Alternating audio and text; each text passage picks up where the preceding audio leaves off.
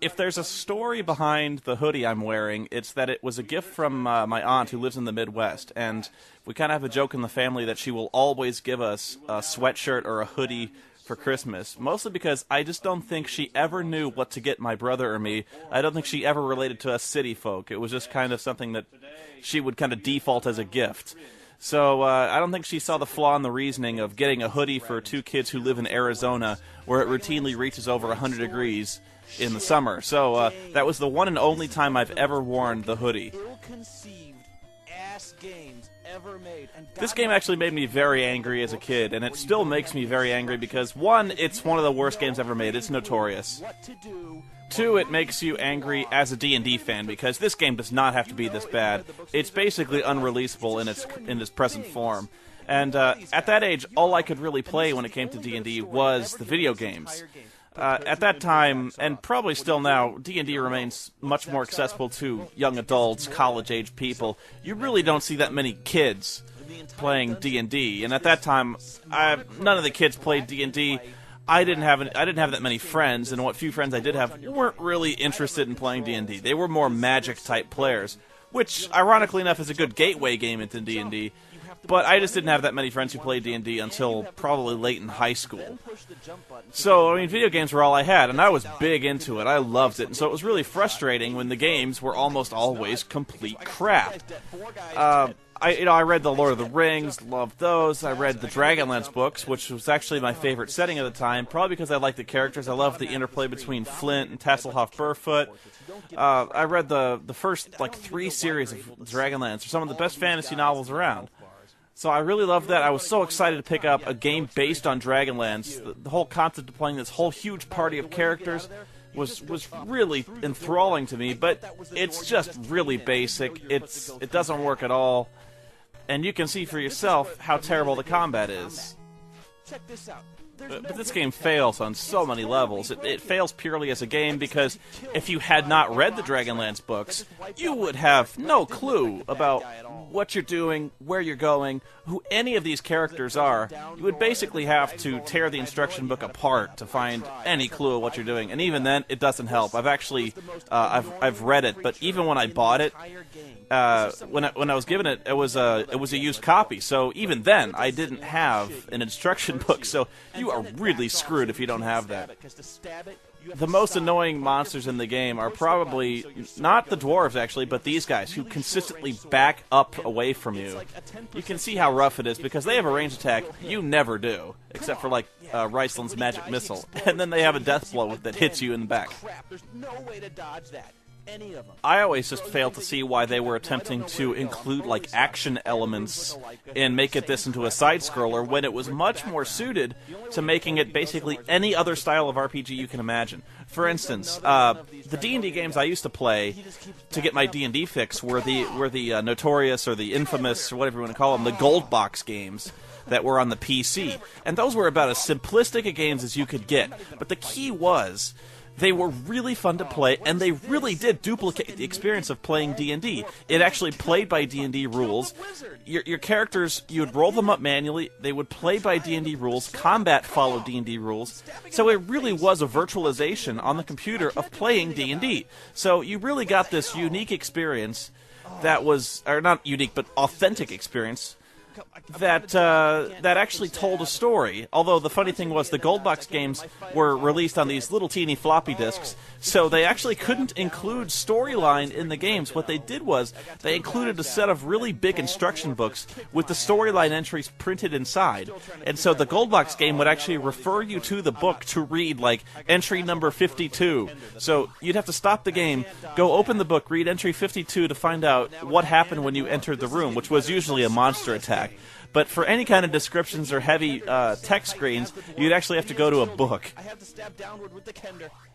But D&D really is a turn-based type of strategy game, and there's a ton of games that were great D&D-like experiences. But yeah, they were all pretty much turn-based. The Gold Box games, great series, and they had their own Dragonlance set. I also played the Ultima series of games, which were awesome.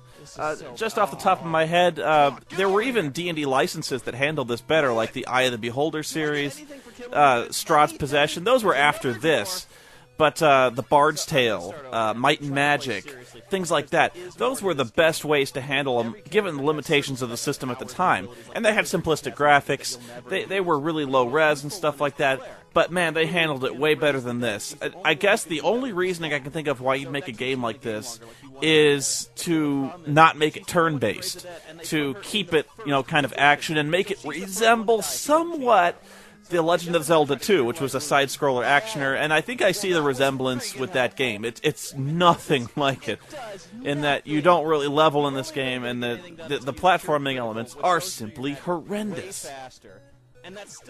But a major reason I got so upset at this game as a kid was because this is one of those rare games where you can actually die within like 2 seconds of powering up the game. As soon as you start, you get, remember that big pit I kept falling into?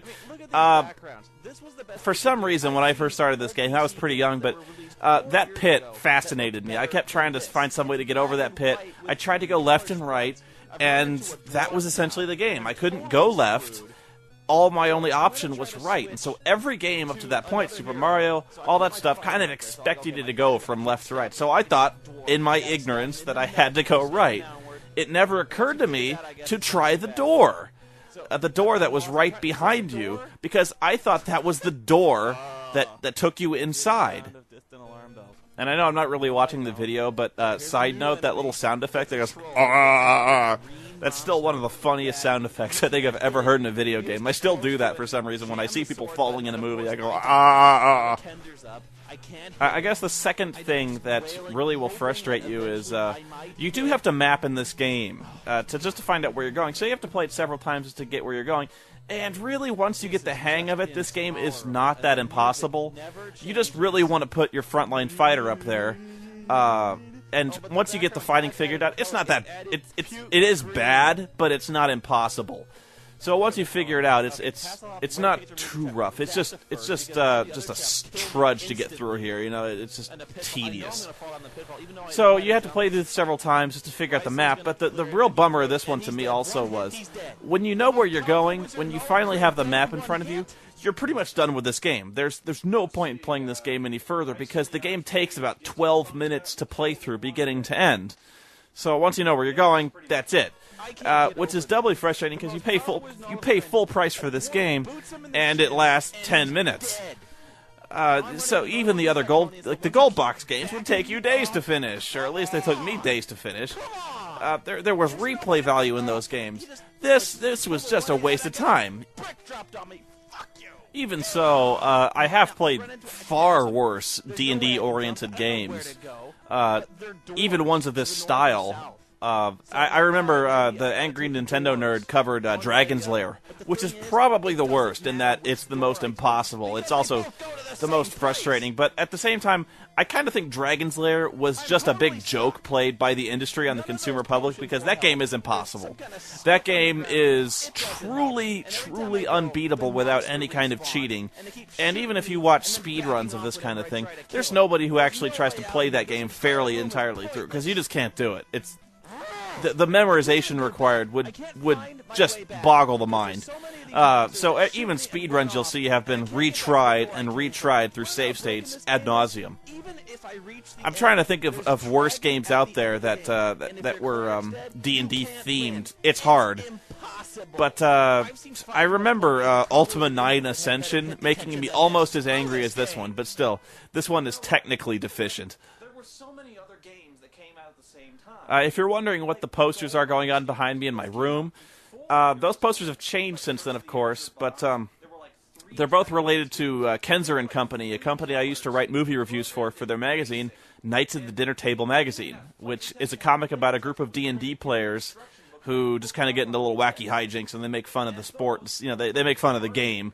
And the poster to my left is the game they printed that the characters in the comic book play, Hackmaster, which is kind of a parody of D&D, although they do try to take it a little more seriously.